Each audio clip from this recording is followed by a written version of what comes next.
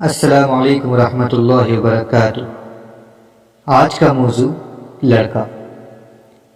لڑکا بد کردار ہو، زانی شرابی کچھ بھی ہو، دولت مند ہے تو سب خیر ہے، پڑ گیا ہے تو عیبوں پر پردہ۔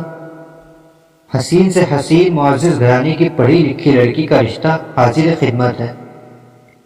لڑکا دیندار ہے، متقی ہے، عالم فاضل ہے، مگر کاروبار ٹھیک نہیں، گزر بسر مشکل سے ہوتا ہے، تو رشتہ آسانی سے نہیں ملے گا، کیونکہ اس کی غربت اس کا سب سے بڑا عیب ہے، جس نے پردہ ڈال دیا اس کی خوبیوں پر۔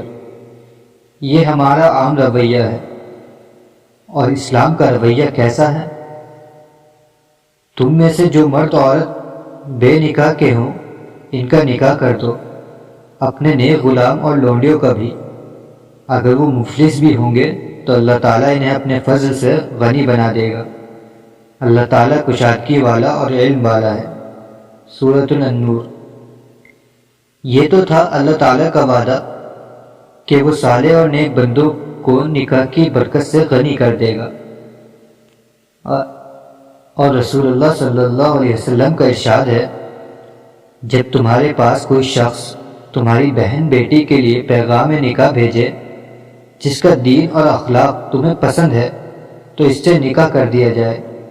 اگر تم ایسا نہیں کرو گے تو زمین میں فتنہ اور بہت فساد ہوگا، جو اب ہو رہا ہے۔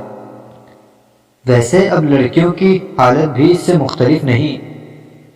لڑکی والوں سے بہت کچھ بٹورنے کے چکر میں اب غریب گھر کی تعلیم یافتہ اور حسین باکردار لڑکیوں کی بجائے امیر گھرانوں کی لڑکیوں کو ترجیح دی جاتی ہے۔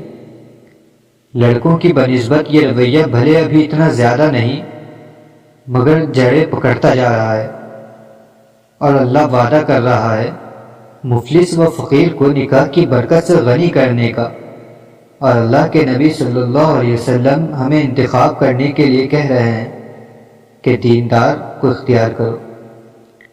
اور کوئی انسان جس کو کوئی منصف بنانے، رشتے دینے پر تیار نہ ہو، مگر اس کا تقوی اس کو بارگاہ الہی میں بڑا مقبول بناتا ہو۔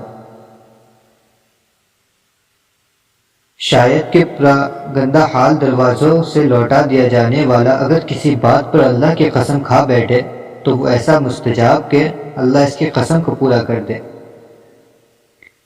اور زمانے کی آنکھ نے بھی گواہی دی کہ جب ہمارے بڑے دینداری شرافت دیکھ کر نکاح کیا کرتے تھے تو چند سالوں میں گھر کی حالت بڑی تیزی سے بدل جاتی تھی۔ دن بدن ترقی، اور اب معاملہ الٹ دیا کہ دولت کو اول ترجیح بنا لی، تو اب نہ گھروں میں سکون مل پا رہا ہے، نہ ہی ترقی اور نہ ہی ہدایت۔ یقین کیجئے جس نے ہدایت دی ہے وہ غنی کرنے کا وعدہ بھی کر رہا ہے، اور وہ اپنا وعدہ پورا بھی کرے گا۔ اگر آپ اس پروردگار کی مان لیں گے۔ رسول اللہ صلی اللہ علیہ وسلم نے بھی اپنی امت کو ایک مشورہ دیا ہے جو کبھی غلط ہو ہی نہیں سکتا۔